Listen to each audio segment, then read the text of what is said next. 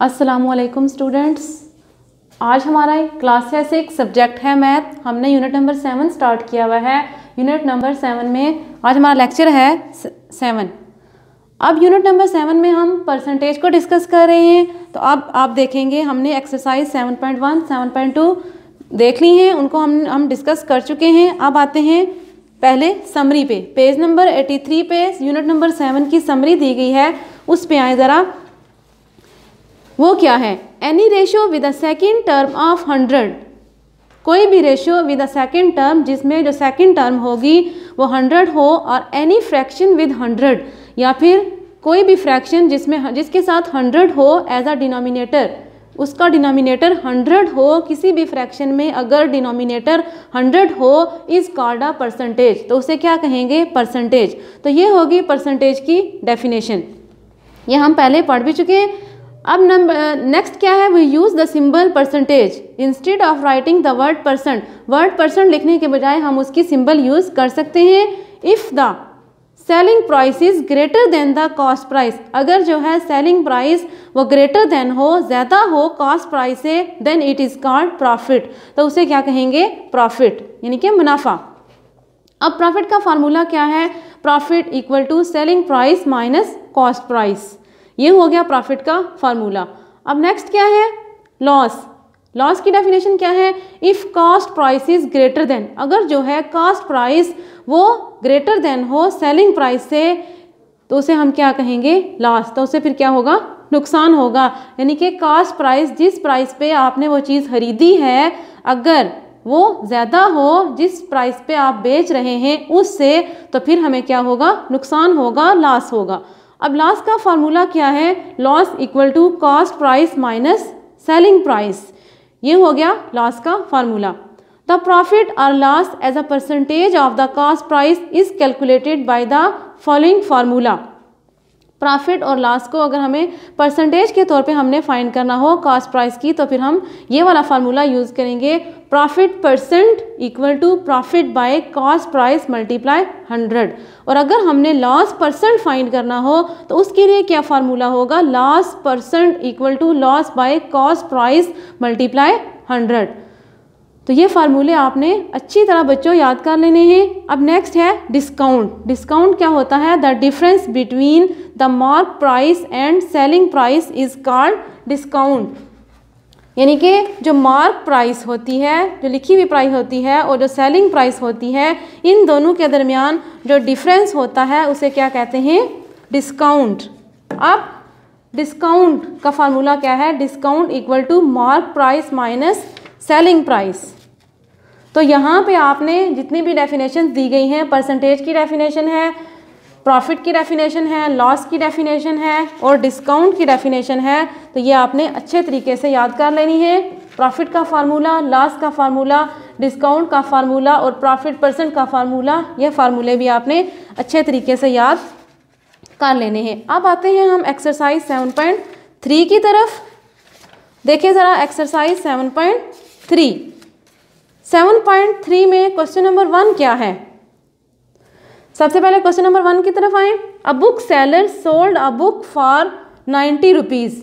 एक जो book seller है, किताबें बेचने वाला है, वो सोल्ड करता है, बेचता है एक बुक 90 रुपीज़ में, एंड ही गेन 30%, और उसे 30% प्रॉफिट हासिल होता है। फाइंड हिज प्रॉफिट, तो उसका प्रॉफिट मालूम करें, उसका नफ़ा, उसको कितना नफ़ा हो रहा है, आपने ये फाइंड करना है। अब हमें जो उन्होंने बताया है प्रॉफिट, वो परसेंटेज में बताया हुआ है कि उसे 30% प्रॉफिट हो रहा है, लेकिन हमें प्रॉफिट की अमाउंट नहीं बताई गई कि उसे कितनी अमाउंट मिल रही है।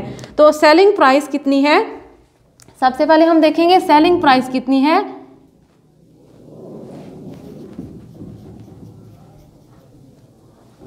Selling price equal to 90 rupees. Selling price होगी 90 रुपीज़। प्रॉफिट परसेंटेज में बताया गया है हमें कि वो कितना है। Profit percentage equal to 30%। अब हमने प्रॉफिट की अमाउंट बतानी है कि उसकी अमाउंट कितनी है। 30% को हम लिखेंगे 30/100 और मल्टीप्लाई 90। 0 0 कैंसिल हो गए, ये 0 कैंसिल हो गए, 9 3 या 27 रुपीज़।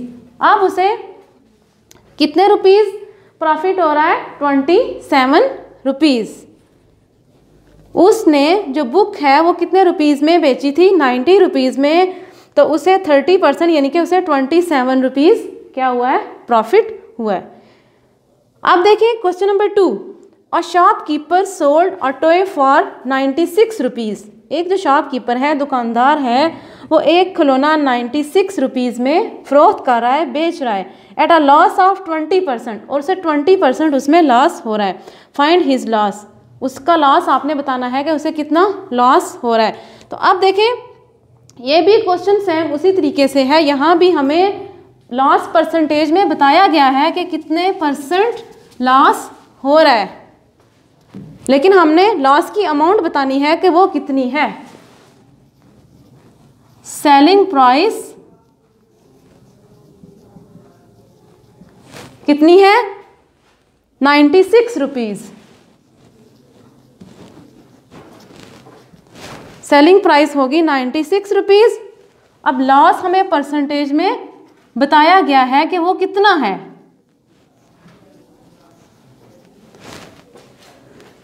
ट्वेंटी परसेंट उसे क्या हो रहा है? लॉस। सेम जैसे हमने प्रॉफिट वाला फाइंड किया है, बिल्कुल उसी तरीके से 20% को हम 20/100 लिखेंगे, मल्टीप्लाई 96। 0 0 कैंसिल हो गए, 2 1 2, 5 2 10।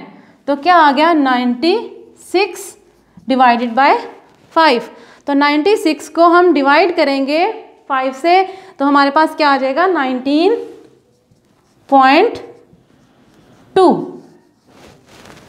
यानी कि उसे कितना लॉस हो रहा है? 19.2 रुपीज़ उसे क्या हो रहा है? लॉस हो रहा है। उसने जो टॉयज थे वो कितने रुपीज़ में सेल किए थे? 96 रुपीज़ में उसने बेचे थे। तो उसे कितना लॉस हुआ है? 19.2 रुपीज़ का उसे लॉस हो रहा है, नुकसान हो रहा है। अब ये तो हो गया, हमने प्रॉफिट और लॉस फाइंड किया है। अब नेक्स्ट देखें क्वेश्चन नंबर 3 में क्या है? A watch was bought for Rs 300। एक घड़ी 300 रुपये में खरीदी गई, एंड सोल्ड फॉर Rs 350, और 350 रुपये में बेची गई, फरोख्त कर दी गई। Find the profit and profit percentage. Profit और प्रॉफिट परसेंटेज हमने दोनों फाइंड करने हैं। हमें यहाँ पे कॉस्ट प्राइस भी बताई गई है और सेलिंग प्राइस भी बताई गई है कि वो कितनी है। तो पहले हम प्रॉफिट फाइंड करेंगे, उसके बाद फिर प्रॉफिट परसेंटेज पे आएंगे। Question number 3।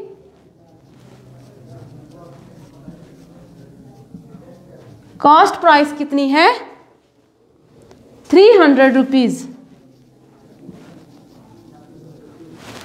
और सेलिंग प्राइस कितनी है?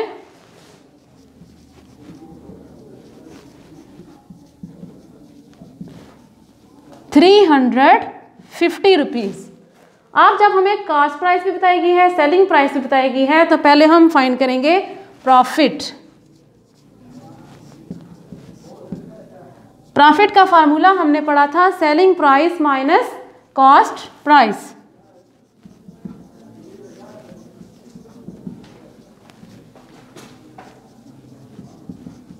ये हो गया फार्मूला।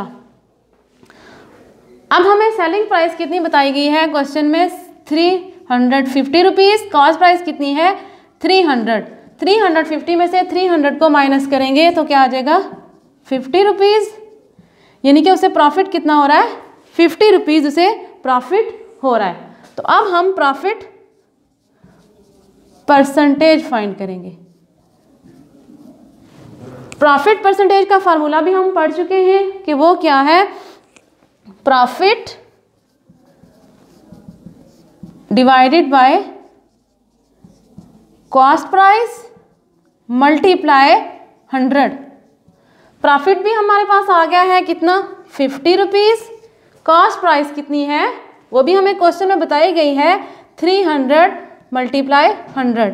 ये दोनों ज़ीरो कैंसिल हो गए, बाकी हमारे पास क्या रह गया 50/3।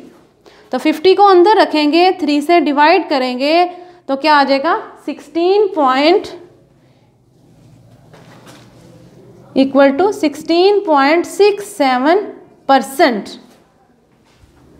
तो ये आ गया हमारा प्रॉफिट परसेंटेज।